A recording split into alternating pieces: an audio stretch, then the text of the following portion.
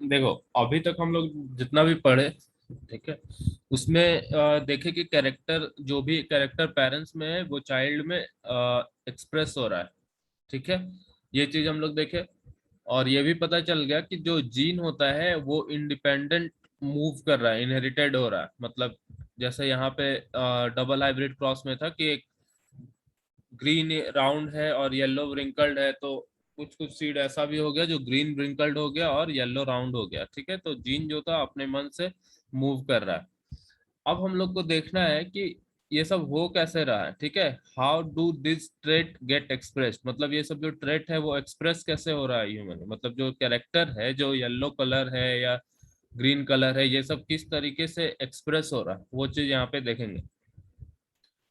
तो how does the mechanism of heredity work. ठीक है, हेरिडिटी का मैकेनिज्म क्या है, किस तरीके से वो काम करता है। Cellular DNA is the information source for making protein in the cell. देखो होता क्या है कि हम लोग का जो सेल है, हम लोग का स्ट्रक्चरल और फंक्शनल यूनिट जो है बॉडी में, ठीक है, सेल है। सेल के लिए सबको पता है कि हम लोग सेल से बने हैं, millions and millions of cell से बने। तो बहुत सारा सेल्स मिलके फिर टिश्यू बनाता है। ठीक है, बहुत सारा सेल मिलके टिश्यू बनाता है, टिश्यू बहुत सारा मिलके फिर ऑर्गन, टिश्यू से ऑर्गन बनता है, और ऑर्गन से ऑर्गन सिस्टम बनता है, और उसके बाद ऑर्गेनिज्म बनता है। ठीक है, तो हम लोग सेल से बने हैं।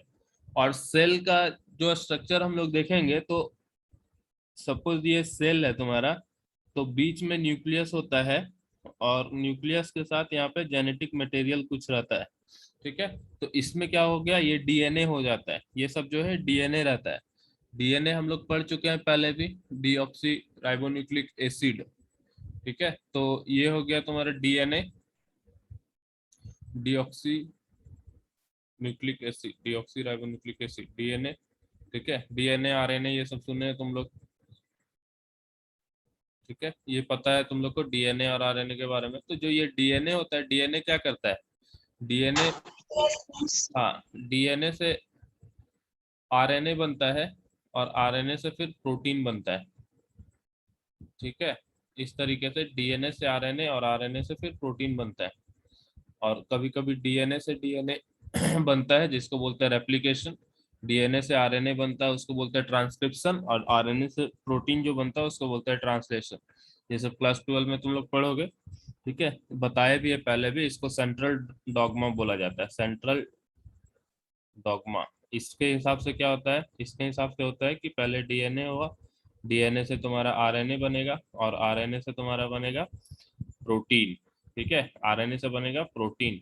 तो ये क्या होता है, इसको बोलते हैं हम लोग ट्रांसक्रिप्शन, ट्रांस ट्रांसक्रिप्शन। ठीक है, ट्रांसक्रिप्शन। और इसको बोलते हैं ट्रांसलेशन, ट्रांसलेशन। ठीक है, तो यही चीज बोला जा रहा है कि DNA is the information source for making protein in the cell, कि डीएनए ही इंफॉर्मेशन देता है कि किस तरीके का प्रोटीन बनेगा। So a section of DNA that provides information for protein is called a gene for that protein. ठीक है, तो डीएनए तुम्हारा चेन होता है, इस तरीके का स्ट्रक्चर होगा। ठीक है, ऐसा स्ट्रक्चर रहता है डीएनए। तो इस स्ट्रक्चर का वो सेगमेंट जो किसी पार्टिकुलर प्रोटीन के लिए कोड कर रहा, पार्टिकुलर प्रोटीन का इंफॉर्मेशन दे रहा है। ठीक है, तो उस सेगमेंट को हम लोग जीन बोलते हैं, उस प्रोटीन के लिए। ये उस प्रोटीन का जीन है। जीन क्या है, जीन पार्ट है किसका, डीएनए का पार्ट है, जो किसी पार्टिकुलर प्रोटीन का इंफॉर्मेशन दे रहा है। तो एक सेक्शन ऑफ डीएनए दैट पूछ देगा व्हाट डिफाइन जीन, 2 नंबर का क्वेश्चन में। तो ए section of DNA that provide information for one protein is called the gene for that protein. ठीक है, how do protein control the characteristics that we are discussing here। तो अब हम लोग को पता चल गया कि डीएनए से प्रोटीन बनता है, और वो प्रोटीन कैरेक्टर को कंट्रोल करता है। तो let us take the example of tallness as a characteristic. Suppose हम लोग टॉलनेस का एग्जांपल ले रहे हैं। ठीक है, एक ट्रेट कंसीडर कर लिए टॉलनेस को। So we know that plant have hormones that can trigger growth. तो हम लोग को पता है, शायद तुम लोग पढ़े होगे फाइटो हार्मोन्स करके, ऑक्जीन्स होता है, ये सब नाम सुने, ऑक्जीन्स, साइटोकाइनिन्स, ये सब नाम सुने हो कि नहीं। फाइटो हार्मोन्स बोलते हैं नो प्लांट, सर। नहीं सुने। चलो कोई बात नहीं, ह्यूमन में हार्मोन्स का नाम सुने हैं? जैसे इंसुलिन का नाम सुने होंगे, इंसुलिन का नाम सुने हैं, ठीक है। Yes sir. टेस्टोस्टेरोन का नाम सुने, तो ये सब क्या है? ये सब ह्यूमन का हार्मोन्स है। Similarly plants also have hormones, ठीक है, प्लांट के पास भी हार्मोन्स होता है, जिसको हम लोग बोलते हैं फाइटो हार्मोन्स, ठीक है। फाइटो हार्मोन्स मतलब जो हार्मोन्स प्लांट्स का ग्रोथ को कंट्रोल करता है, या फिर प्लांट ग्रोथ रेगुलेटर बोलेंगे, या फिर प्लांट हार्मोन्स बोलेंगे, ठीक है। तो वो प्लांट हार्मोन्स क्या करता है कि प्लांट का ग्रोथ को कंट्रोल करता है, कि कितना लंबा प्लांट होगा वो एक हार्मोन कंट्रोल कर रहा है, कितना ज्यादा सेल डिवीजन होगा वो दूसरा हार्मोन कंट्रोल कर रहा है, ठीक है। कब इसका लीफ झड़ेगा वो हार्मोन सिक्रेट, मतलब कब इसका फ्रूट राइप होगा तो कोई अलग हार्मोन वो सब देख रहा है। तो इस तरह का प्लांट के पास भी हार्मोन होता है। तो अब हम लोग एक एक कैरेक्टरिस्टिक्स का एग्जांपल लिए हैं, मतलब एक ट्रेट का एग्जांपल लिए टॉलनेस का, कि लंबा होना है। तो हम लोग को ये पता है कि प्लांट के पास हार्मोन होता है जो सिक्रीट होगा, तो उससे क्या होगा कि ग्रोथ होगा, ठीक है। तो हम लोग को ये पता है कि यदि ये हार्मोन प्लांट के पास ज्यादा आ जाएगा तो प्लांट का अच्छा ग्रोथ होगा, टॉल हो जाएगा, ठीक है। जैसे ह्यूमन में ग्रोथ हार्मोन होता है, यदि ग्रोथ हार्मोन ज्यादा सिक्रीट होगा एडल्ट मतलब प्यूबर्टी में, तो उस समय आदमी ज्यादा ग्रोथ शो करेगा, ज्यादा लंबा आदमी हो जाएगा, ठीक है। यदि ग्रोथ हार्मोन का कम सिक्रेस होगा तो आदमी ड्वार्फ रह जाता है, बौना रह जाता है। तो उसी तरीके से प्लांट में भी होता है, यदि हार्मोन कुछ है, एक पर्टिकुलर हार्मोन सिक्रेट होता है तो प्लांट का हाइट बढ़ता है, यदि वो नहीं सिक्रेट होगा प्लांट के द्वारा तो उसका हाइट क्या होगा, कम हो जाएगा, ठीक है। जैसे तुम देखो होगा कि स्कूल ये सब में कभी कभी जैसे ग्रास को लगा के एवीएम ऐसे लिख देगा, ठीक है, ग्रास से लिखता है। तो देखे वो लिखा हुआ रहता है जहाँ पे जनरेटर रखा हुआ वहां पे इस तरीके से लिखा लिखा है, ग्रास से पहले लिखा था। और बहुत बड़े बड़े जगह पे भी लिखा रहता है, ग्रास को यस। लगा लगा के ऐसे डिजाइन से नाम लिख देते हैं, ठीक है। तो अब तो ये ग्रास लगाया तो ग्रास तो तुम्हारा ग्रो करना यस। चाहिए, हाँ ग्रास तो तुम्हारा पूरा ऐसे लंबा ग्रो होना चाहिए था ना। लेकिन अब ये क्या होता है, डेंस होता है, इस तरह से मोटा होता जाता है, ठीक है, ऐसे ऐसे मोटा होता जाता है। तो क्यों होता है? क्योंकि ये ग्रास का कटिंग किया जाता है, इसको काटा जाता है, तो इसका जो ऊपर वाला हार्मोन था जो इसको बढ़ा रहा था वो हार्मोन अपर पार्ट पे रहता है। तो वो हार्मोन क्या होता है, कटिंग के साथ खत्म हो जाता है, तो जब ऊपर नहीं ग्रो हो पाता है तो फिर साइड साइड ग्रोथ होने लगता है, ठीक है।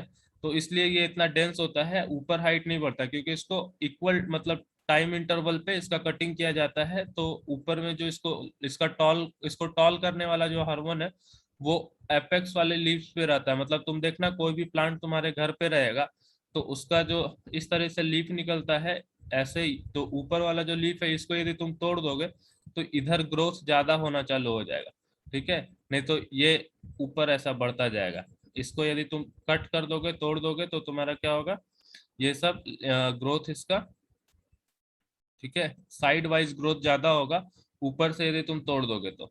और ऊपर से नहीं तोड़ोगे तो वो सीधा ऊपर ग्रोथ होता जाएगा। चलो, तो एक हार्मोन होता है जो टॉलनेस के लिए प्लांट में रिस्पॉन्सिबल है। So we know that plants have hormone that can trigger growth, ठीक। Plant height this can be depend on the amount of particular hormone. तो ये बता रहा है कि प्लांट का जो हाइट होगा वो उस पर्टिकुलर हार्मोन पे डिपेंड करेगा, ठीक है। उस हार्मोन पे डिपेंड करेगा कि यदि वो हार्मोन ज्यादा सिक्रेट हो रहा तो ज्यादा हाइट बढ़ेगा, कम सिक्रेट हो रहा तो कम हाइट बढ़ेगा, ठीक।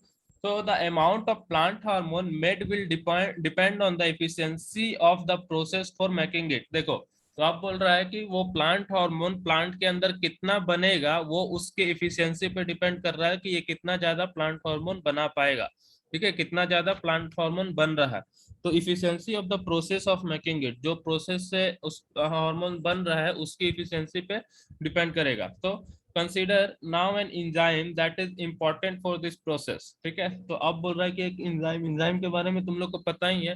तो कोई भी प्रोसेस होता है ह्यूमन बॉडी या प्लांट बॉडी में तो वहां पे इंजाइम्स का बहुत ज्यादा इंपॉर्टेंट रोल होता है, ठीक है। तो इंजाइम का जो रोल रोल होता है, तो इसीलिए यहाँ पे बोला है कि सपोज एक इंजाइम को इमेजिन कर लो कि जो ये हार्मोन बनाने का प्रोसेस को गाइड कर रहा है, ठीक है। एंजाइम बनाने का मतलब जो हार्मोन बनाने का प्रोसेस है उसको ये एंजाइम कंट्रोल कर रहा है, ठीक। तो अब बोला जा रहा है consider now an enzyme that is important for this process. if this enzyme works efficiently a lot of hormone will be made and the plant will be tall। मतलब अब मान लो कि ये जो एंजाइम है वो तुम्हारा बहुत अच्छे से काम करेगा तो बहुत ज्यादा से ज्यादा हार्मोन का प्रोडक्शन होगा और प्लांट क्या हो जाएगा, टॉल हो जाएगा। लेकिन if the gene of for that enzyme has an alteration that makes the enzyme less efficient, the amount of hormone will be less, ठीक है, and the plant will be short, दस gene control characteristic और trait. देखो, तो ये जो चीज बता रहे हैं हम कि हार्मोन यदि ज्यादा प्रोड्यूस हुआ तो टॉल होगा प्लांट, लेकिन वो हार्मोन बनेगा कैसे, एंजाइम के थ्रू बने, एंजाइम उस प्रोसेस को गाइड कर रहा है। तो अब यदि वो एंजाइम ही अच्छे से नहीं बना तो प्रोसेस ज्यादा फास्ट नहीं हो पाएगा और कम हार्मोन बनेगा, तो हाइट उसका प्लांट का शॉर्ट होगा। तो यही बात यहाँ पे बोल रहा। और हम लोग को ये बात पता रहना चाहिए कि जितना भी एंजाइम बनता है बॉडी के अंदर सब प्रोटीनियस नेचर का होता है, मतलब अल्टरनेटिव के अल्टरनेट क्या है कि प्रोटीन है। और प्रोटीन कहाँ से बन रहा है, डीएनए से बन रहा है, तो डीएनए से आरएनए और आरएनए से प्रोटीन। अब ये प्रोटीन ही बताएगा कि तुम्हारा एंजाइम कैसा होगा। यदि अच्छा मतलब ठीक एंजाइम बना तो क्या हो गया, तुम्हारा प्लांट टॉल होगा, ठीक है, क्योंकि हम लोग यहाँ टॉलनेस वाले ट्रेट का बात कर रहे, टॉलनेस वाले कैरेक्टर का बात कर रहे, तो प्लांट क्या होगा, तुम्हारा टॉल होगा। लेकिन यदि हम बात करेंगे कि तुम्हारा एंजाइम अच्छा नहीं बना, कम एंजाइम बना या फिर ना बना, या अप्रोप्रिएट जो एंजाइम चाहिए था वो नहीं बना, तो क्या होगा कि तुम्हारा जो प्रोसेस है टॉल प्लांट का टॉल होने का या फिर मतलब जो हार्मोन प्रोड्यूस होने का, तो वो एंजाइम उसको गाइड नहीं कर पाएगा और रिलेटिवली बहुत कम एंजाइम प्रोड्यूस होगा, बहुत कम मतलब हार्मोन प्रोड्यूस होगा, जिससे प्लांट का हाइट क्या रहेगा, शॉर्ट रह जाएगा। बात समझ में आ गई। तो यही चीज यहाँ पे बोल रहा है। If the interpretation of Mendelian experiment we have been discussing are correct, then both parents must contributing equally to the DNA of the progeny during sexual reproduction। देखो यहाँ पे बोला जा रहा है कि यदि मेंडेलियन के एक्सपेरिमेंट को हम लोग करेक्ट मान ले, जो जो ये एक्सपेरिमेंट करके बता रहे हैं वो सबको हम लोग सही माने, तो यहाँ से हम लोग को क्या पता चल रहा है कि बोथ पेरेंट्स मतलब mother as well as father क्या कर रहे हैं, कंट्रीब्यूट कर रहे हैं इक्वली। इक्वली मतलब जितना फादर का है कंट्रीब्यूशन उतना मदर का भी कंट्रीब्यूशन कंट्रीब्यूशन है to the DNA of progeny, मतलब जो बच्चा है उसके प्रोजेनी, प्रोजेनी मतलब जो ऑफस्प्रिंग है उसके डीएनए को में दोनों का इक्वल कंट्रीब्यूशन है, मदर का भी फादर का भी, ड्यूरिंग सेक्सुअल रिप्रोडक्शन, ठीक है। यदि सेक्सुअल रिप्रोडक्शन से कोई ऑर्गेनिज्म का ग्रोथ हो रहा है या जन्म हो रहा है तो वहां पे मदर और फादर का उसके डीएनए में इक्वल कंट्रीब्यूशन है, ठीक है, उसके डीएनए में इक्वल कंट्रीब्यूशन है। So we have discuss this issue in the previous chapter, हम लोग प्रीवियस चैप्टर सेक्सुअल रिप्रोडक्शन में ये पढ़ चुके हैं। if the both parents can help determine the trait in the progeny, both parents must be contributing a copy of same gene। देखो जैसे अब यहाँ पे इसको थोड़ा समझाते हैं, एक सेकंड देखो तुम, मतलब स्क्रीन देखना अभी, ठीक है। यहाँ पे देखो क्या बोला जा रहा है ना, सबसे पहले वो प्लांट वाला ओके एग्जांपल, सर। प्लांट वाला एग्जांपल समझ में आया कि कैसे कंट्रोल हो रहा है। Yes sir. देखो उसको बता रहे हैं। हम लोग यहाँ पे एक सेल का बात करते हैं, ठीक है, मान लो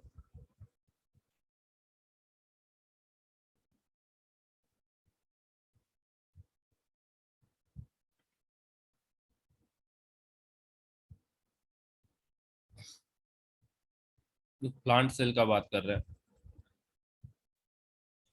ये इसका सेल वॉल हो जाएगा।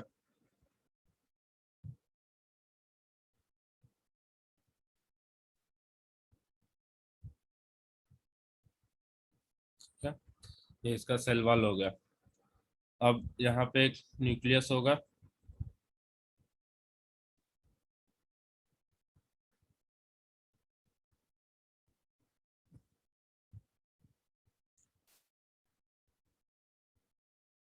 ठीक है, ये न्यूक्लियस है सपोज, और ये यहाँ पे वैक्यूल है। प्लांट सेल में वैक्यूल बड़ा होता है और न्यूक्लियस छोटा होता है,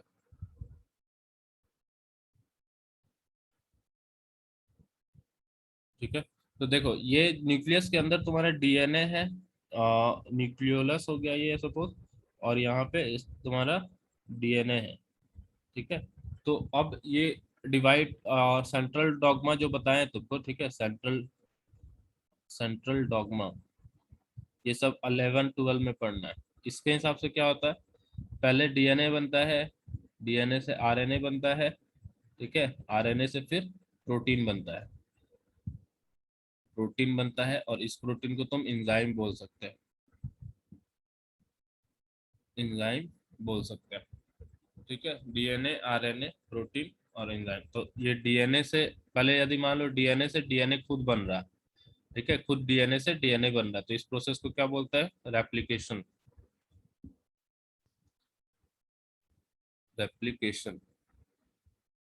डीएनए से आरएनए बनता है तो इसको बोलता है ट्रांसक्रिप्शन।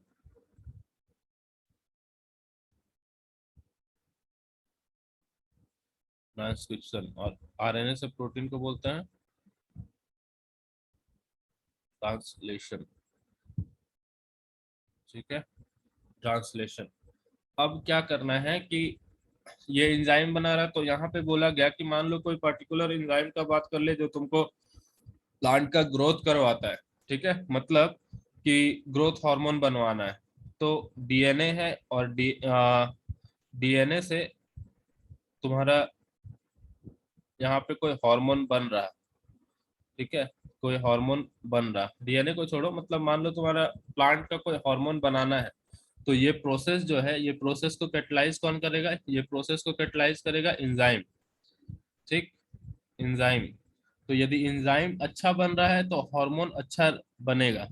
यहाँ से यदि एंजाइम बहुत सारा प्रोड्यूस हो रहा है, ठीक प्रोड्यूस हो रहा है, तो तुम्हारा हार्मोन ज्यादा बनेगा। लेकिन यदि मान लो एंजाइम नहीं है यहाँ पे, नो एंजाइम या विदाउट एंजाइम, नो एंजाइम, तो हार्मोन क्या हो जाएगा? लेस बनेगा, कम बनेगा। तो हार्मोन कम बनेगा, हार्मोन ज्यादा बना तो टॉल होगा प्लांट, और हार्मोन कम बना तो शॉर्ट हो जाएगा प्लांट।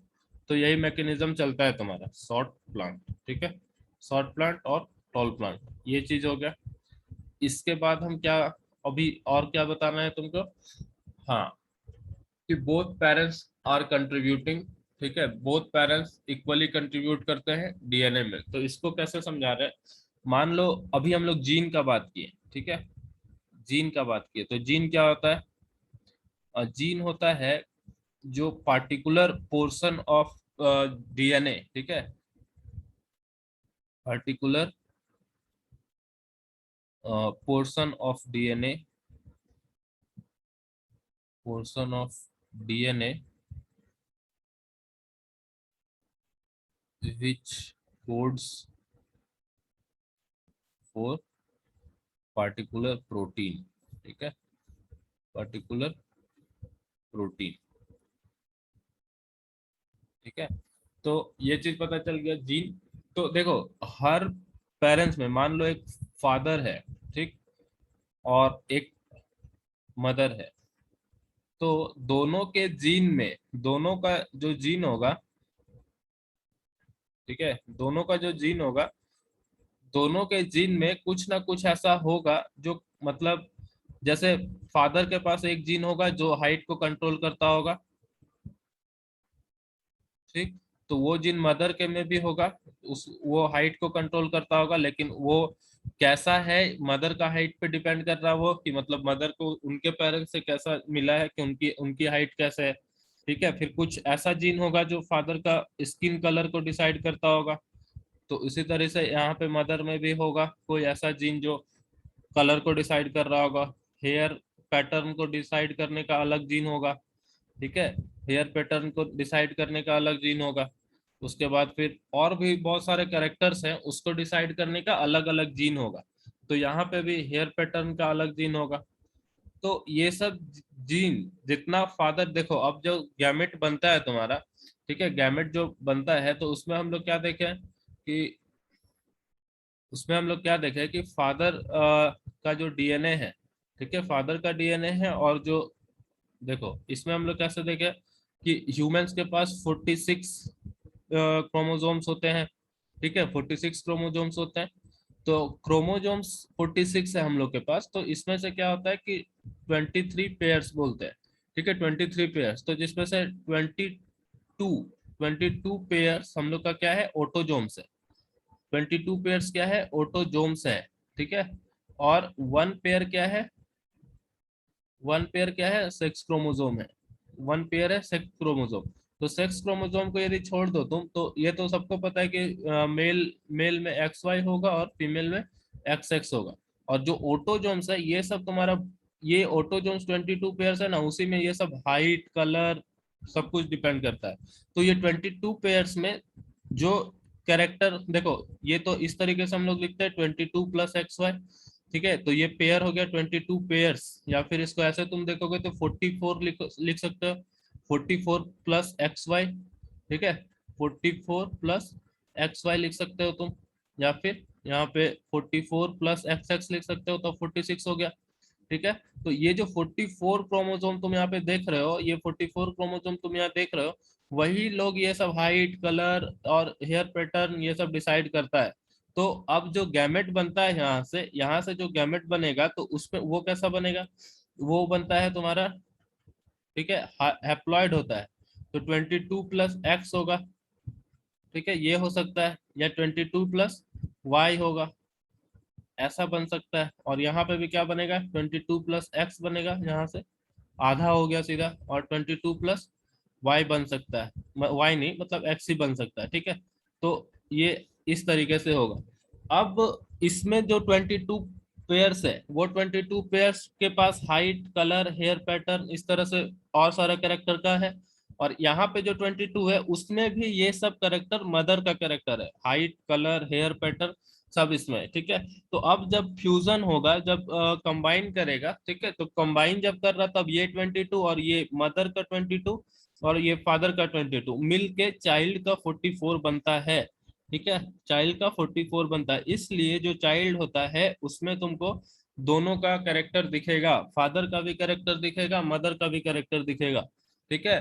बहुत टाइम होता है कि अपने फोर फादर्स जैसे दादाजी का दिख रहा है या फिर कुछ और, तो उसमें उस टाइम पे क्या होता है कि ये लोग भी तो अपने इनके पास जो ये सब, जैसे हम लोग वेरिएशन वाला देखे थे, फर्स्ट डायग्राम याद करो, उसमें इस तरीके से बना हुआ था, ठीक है, ऐसा करके कुछ बनाया हुआ था, जिसमें बोला गया था कि बॉडी डिजाइन तो सेम होगा लेकिन कलर थोड़ा थोड़ा नया वेरिएशन ऐड हो सकता है। तो ये सब वेरिएशन कहाँ से आता है, ऊपर ऊपर का जो मतलब है वही वेरिएशन यहाँ पे दिख जाता है कभी तो, ठीक है, क्योंकि इनके पास भी कुछ ऐसा होगा जो ये अपने ग्रैंडफादर या अपने फादर से लिए होंगे, तो वो कैरेक्टर भी इसमें, तो ये कैरेक्टर यहाँ पे हो सके एक्सप्रेस हो जाए, ठीक है। तो ये दोनों कॉम्बिनेशन होता है, और उसके बाद ये चाइल्ड के पास एक नया सेट ऑफ पूरा जो डीएनए बन रहा है वो किससे बन रहा है, फादर से और मदर से। तो यहाँ पे देखें कि इक्वल कंट्रीब्यूशन हो रहा, फादर भी इक्वल कंट्रीब्यूशन के 22 प्लस वाई, ठीक है, और यहाँ पे भी मदर भी 22 प्लस एक्स, तो ये 22 ऑटोजोम मिलके 44 बना। तो जो भी कैरेक्टर है फादर का यहाँ पे, वो कैरेक्टर वो ही जीन मदर का भी था, वो मिला के चाइल्ड में बना, इसलिए दोनों चीज एक्सप्रेस होता है, यही बात बोला जा रहा था। बात समझ में आ गई? Yes, sir. ठीक है, चलो। Yes, sir. हम्म। तो हम लोग अब देखते हैं यहाँ पे, देखो यहाँ क्या बोला गया, both parents must contributing A copy of the same gene, so this means that each pea plant have two set of all gene, देख रहे हो, each pea plant के पास क्या टू सेट है, हर जीन का दो सेट है, one inherited from each parent, ठीक है। मतलब दो सेट कैसे हुआ, हम लोग देखे ना 22 प्लस 22 हो रहा था ह्यूमन में, और प्लस एक्स और वाई जो भी हो जाए, एक्स एक मदर से मिला, वाई फादर से मिला, तो ये 22 एक पेरेंट से 22, तो दो सेट कैरेक्टर हो गया, एक सेट कैरेक्टर मदर का और एक सेट कैरेक्टर फादर का। तो वही चीज बोल रहा है, two set of all gene मतलब जितना भी कैरेक्टर है सारा कैरेक्टर का एक सेट फादर का है मेरे पास, एक सेट मदर का है, ठीक है। तो one inherited from each parent, for this mechanism to work each germ cell must have only one set of gene. देखो यही चीज बोल रहा है कि जो जर्म सेल बन रहा है, यदि ये मैकेनिज्म काम करेगा तो जर्म सेल के पास एक एक होगा, मतलब स्पर्म के पास 22 प्लस वाई होगा, 22 प्लस वाई होगा, और ओवम के पास 22 प्लस एक्स होगा। तभी ना दोनों को कंबाइन करेंगे, तब जाके तुम्हारा नेट यहाँ पे 44 प्लस एक्स वाई जो भी आएगा। अदरवाइज यदि इसके पास भी 44 रहेगा, इसके पास भी 44 रहेगा, तो क्या हो जाएगा, 88 हो जाएगा, 88 प्लस एक्स वाई, तो ये कोई मतलब का चीज नहीं रहेगा, ठीक है। लेकिन इसलिए बोलता है कि हर जर्म सेल मतलब स्पर्म सेल या ओवम सेल, ठीक है, या पोलेन, ये सब के पास क्या होना चाहिए, ओनली वन सेट जीन रहना चाहिए, तब वो आगे जाके फ्यूज करेगा, कंबाइन करेगा, तो तुम्हारा एक मतलब दो सेट एक ऑर्गेनिज्म के पास आएगा। So how do germ cell make a single set of gene from the normal copies of all other cell in body? मतलब हम लोग का पूरा बॉडी में 44 प्लस एक्स वाई रहेगा, ठीक है, जो मेल है, और जो फीमेल है उसके बॉडी में 44 प्लस एक्स एक्स रहेगा पूरे बॉडी में, ठीक है। लेकिन होगा क्या कि जब जर्म सेल का प्रोडक्शन होता है तो ये हाफ हो जाता है। हाफ कैसे हो जाता है, यही चीज पूछा है, ठीक है। हाफ हो जाता है जर्म सेल में, हाफ हो जाएगा। यहाँ पे भी जर्म सेल का प्रोडक्शन होगा तो हाफ हो जाएगा, ठीक है। तो ये कैसे होगा, तो if progeny plant inherited a single whole gene set from each parent then the experiment explained in 9.5 can not work. मतलब बोला है कि यदि मान लो जो चाइल्ड वाला प्लांट है वो प्लांट इनहेरिट कर रहा है a single whole gene set from each parent, मतलब हर पेरेंट से वो 44 प्लस एक्स वाई सब टाइप ऑफ चीज इनहेरिट कर ले रहा, ठीक है। हर पेरेंट से वो पूरा ले ले रहा, तो ये एक्सपेरिमेंट काम नहीं करेगा। सिंपल बात है कि वहां पे जीन का डबल नंबर हो जाएगा, इसलिए काम नहीं करेगा। This is because two characteristics R and Y would then be linked to each other and cannot be independently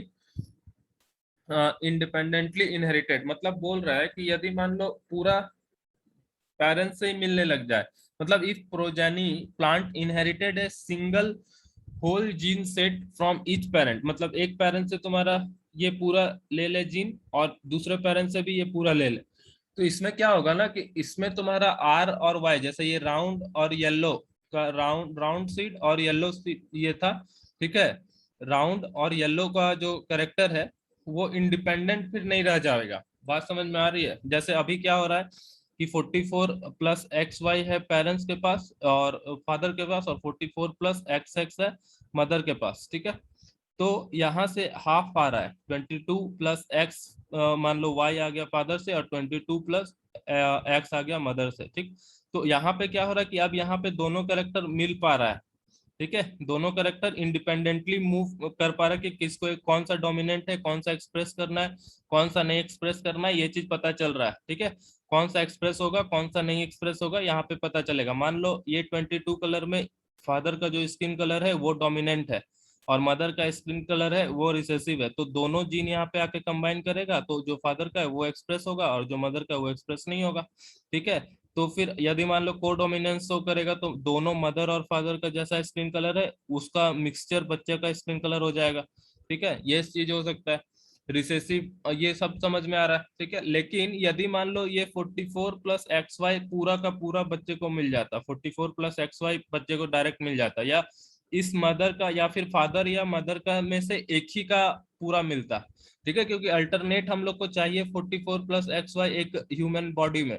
तो ये हो सकता है कि यदि लड़का हो रहा है तो उसके पास पूरा जीन सेट फादर का आ जाएगा, और यदि लड़की हो रही है तो उसके पास पूरा जीन सेट मदर का आ जाएगा। तो ऐसे कंडीशन में कैरेक्टर इनहेरिट नहीं हो पाता, ठीक है। कैरेक्टर इनहेरिट नहीं हो पाता, मतलब जैसे तुम बोल रहे थे कि येलो राउंड है, ग्रीन ग्रीन ब्रिंकल्ड सीड बन रहा है और येलो राउंड सीड बन रहा है, तो हर सीड या तो येलो राउंड होता, या तो येलो राउंड होता, या तो फिर ग्रीन ब्रिंकल्ड ही होता, मतलब कुछ ऐसा मिक्स टाइप का चीज नहीं बन पाता। बात समझ में आ रही है? इसीलिए यहाँ पे लिखा है कि R and Y would then be linked to each other and can not be independently inherited. जैसे अभी इंडिपेंडेंटली इनहेरिटेड हो रहा है कि कोई सीड येलो भी है और ब्रिंकल्ड हो जा रहा है, कोई सीड ग्रीन भी है और राउंड हो जा रहा है, लेकिन ऐसा नहीं हो पाता यदि पूरा का पूरा चीज पेरेंट्स से ट्रांसफर हो जाता तो। बात समझ में आ रही है? देखो, this is explained by the Yes, fact sir. that each gene is by the fact that each gene is present not as a single long thread of DNA but as a separate independent piece, uh, each called a chromosome। देखो यहाँ पे बोला जा रहा है कि this is explained by the fact that each gene is present not a single long thread of DNA। मतलब ऐसा नहीं कि एक ही सिंगल थ्रेड है डीएनए का पूरा बड़ा सा, ऐसा नहीं होता है।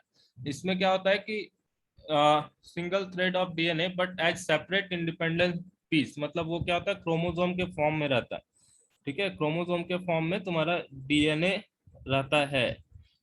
जैसे अभी 23 पेयर क्रोमोसोम बोल रहे तो ये डीएनए है। ये जो सांप जैसा स्ट्रक्चर तुम देख रहे हो, इस तरीके का स्ट्रक्चर देख रहे हो, यही सुपर कॉइल्ड होके, ठीक है, बहुत ज्यादा कॉइलिंग होके वो इस तरीके का स्ट्रक्चर में रहता है, पीस पीस में रहता है। ये नहीं कि एक ही डीएनए लेंथ है आदमी के पास। आदमी के पास 26 पेयर 23 पेयर जो हो रहा है, तो 23 इस तरह का स्ट्रक्चर अवेलेबल है वहां पे, ठीक है, ऐसा स्ट्रक्चर अवेलेबल है। रेफरेंस बुक में देखोगे तो 23 पूरा इस तरह का क्रोमोसोम सब दिखेगा वहां पे, ठीक है। तो ये ऐसा ऐसे फॉर्म में रहता है क्रोमोसोम के फॉर्म में। सो दस each cell will have two copies of each chromosome, each cell will have two copies of each chromosome। तो हर सेल के पास क्या होगा, दो कॉपी होगा हर क्रोमोसोम का, one from each male and female parent, ठीक है। तो एक जीन सेम, जैसे मान लो ये वाला क्रोमोसोम तुम्हारा कंट्रोल कर रहा है हाइट का, तो ये फादर से ले लिया, और एक हाइट कंट्रोल करने वाला क्रोमोसोम मदर से आ जाएगा। तो इस तरीके का रहेगा। वही चीज बोल रहा है कि ईच सेल, हर सेल के पास दो कॉपी रहेगा हर क्रोमोसोम का, एक जो मदर से आया है और एक फादर से आया, ठीक है। Every germ cell will take one chromosome, और जो जर्म सेल बन रहा है तुम्हारा, जैसे स्पर्म सेल बन रहा है या ओवम सेल बन रहा है, तो उसके पास सिर्फ एक क्रोमोसोम होगा, एक क्रोमोसोम होगा स्पर्म सेल के पास हाइट के लिए मान लो, ठीक है। और ओवम सेल के पास भी एक क्रोमोसोम हो गया हाइट के लिए। तो अब ये जो जब फ्यूज करेगा तब जो सेल बन रहा है उस सेल के पास दो क्रोमोसोम आ जाएगा। बात समझ में आ रही है? एक क्रोमोसोम होगा ओवम सेल के पास और एक क्रोमोसोम होगा तुम्हारा स्पर्म सेल के पास। तो जब ये दोनों फ्यूज करेगा आपस में तब तुम्हारे जो सेल बनेंगे उसमें दोनों एक साथ आ जाएगा, ठीक है। उसमें दोनों क्रोमोसोम एक साथ आ जाएगा, तो इसलिए सेल में दो क्रोमोसोम हो रहे हैं और तुम्हारा जो जर्म सेल बन रहा है उसमें एक क्रोमोसोम हो रहा है, ठीक है। तो ये सब एमसीक्यू में पूछ सकता है। From each pair and they में आइदर पैटर्नल और मैटरनल ऑरिजिन, मतलब या तो मदर का हो सकता है या फादर का हो सकता है। तो when two germ cell combine, देखो जब दो जर्म सेल कंबाइन कर रहा है ना, तो दे विल रीस्टोर मतलब पहले बोला गया कि डबल होता है, एक सेल में दो होता है, ठीक है। एक सेल में दो होता है क्रोमोसोम, उसके बाद जब जर्म सेल बना तो वहां पे एक आ जाता है। तो फिर जब दो जर्म सेल कंबाइन करता है आपस में, मेल का और फीमेल का जर्म सेल कंबाइन करेगा आपस में, तो फिर ये रिस्टोर होके दो हो जाएगा, ठीक है। ये चीज बोला जा रहा है। So restore the normal number of chromosome in progeny, ensuring the stability of DNA of the species. So such a mechanism of inheritance explain the result of Mendel experiment and is used by all sexually reproducing organism। तो यही चीज हर sexually reproducing organism द्वारा use किया जाता है, but a sexually reproducing organism also follow similar rule of inheritance। और जो asexually reproduce करते हैं, ठीक है, वो भी यही सिमिलर रूल इनहेरिटेंस का फॉलो करते हैं। तो अब इसके बारे में थोड़ा बोला गया है, ठीक है। तो ये चीज पूरा समझ में आ गया। इसके बाद तुम लोग अभी तुरंत क्लास ज्वाइन करना, ठीक है। तो उसमें हम लोग पढ़ेंगे नेक्स्ट सेक्स डिटर्मिनेशन टॉपिक। आज के लिए वहीं तक रहेगा, ठीक है। Okay, sir.